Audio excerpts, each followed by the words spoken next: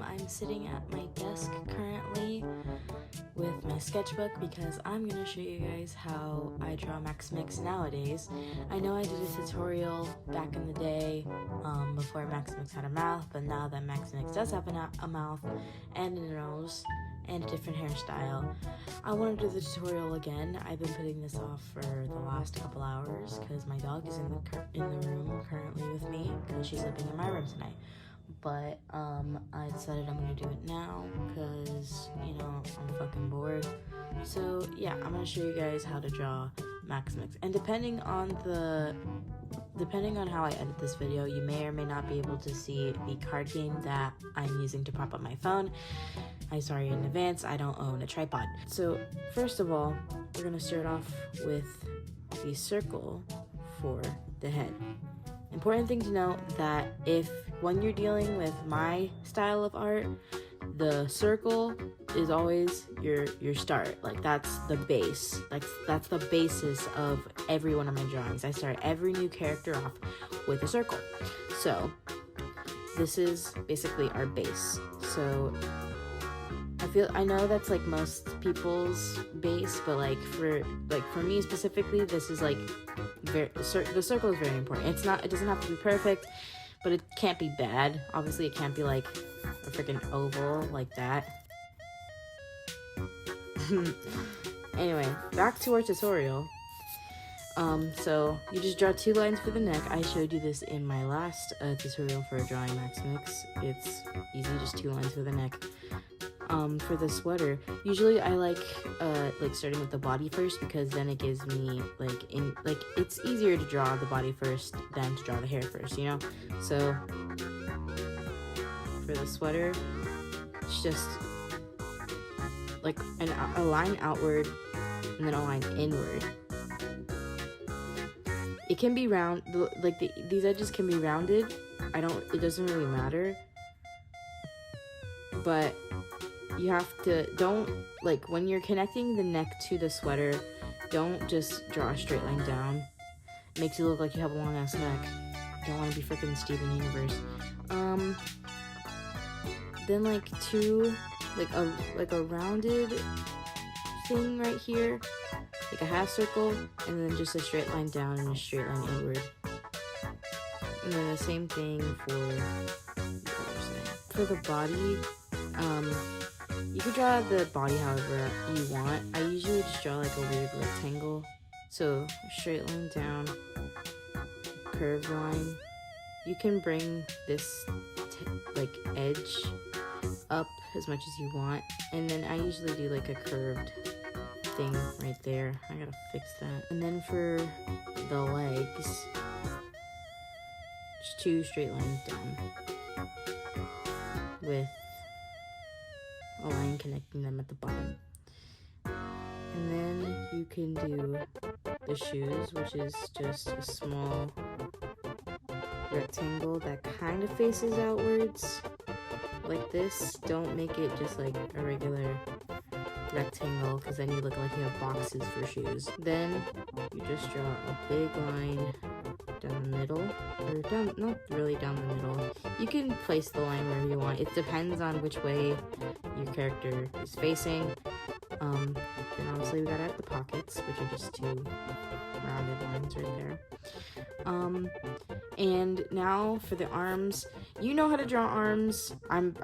Hopefully you do, unless you know how to draw sticks. Okay, so you have to connect the lines to this little edge piece right there.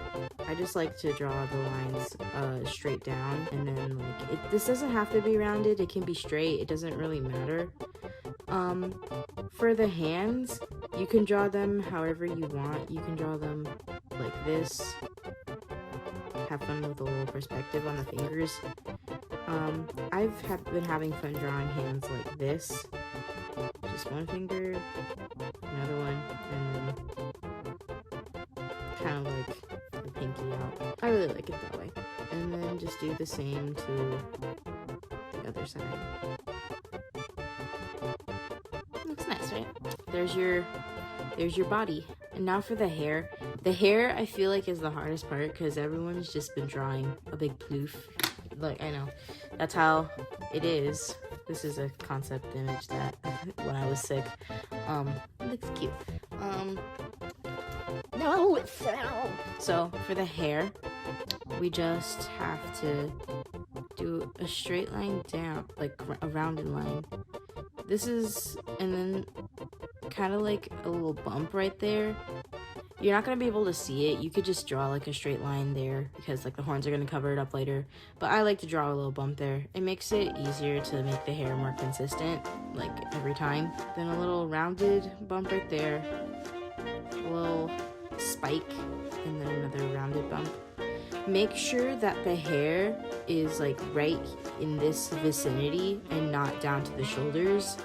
I made that really specific because I want Maximix to have short hair and not long hair like mine. I don't really like my short hair, my long hair. I'm thinking about cutting it. And then kind of do the same little bump on the other side, but this side, like, it depends on the, depends on the perspective.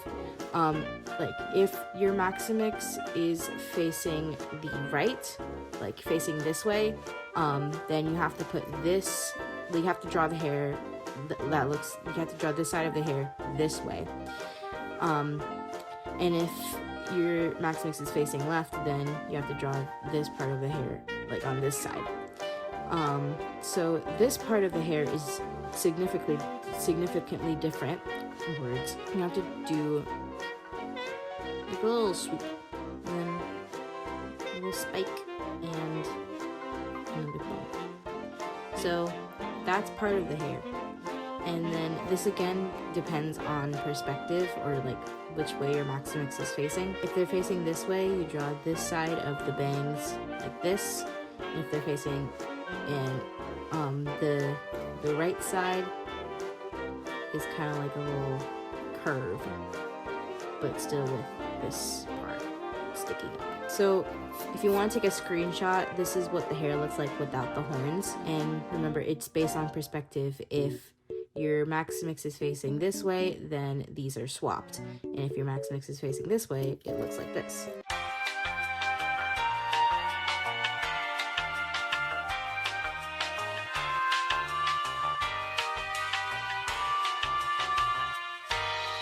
Now for the horns. The horns are pretty big. It's just a general horn shape. And like this, the horns, the bottom part of the horns, it's gonna cover up this.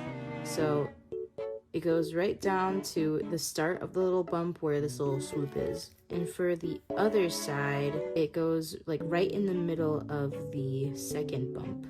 Now, just erase the tip of the right horn.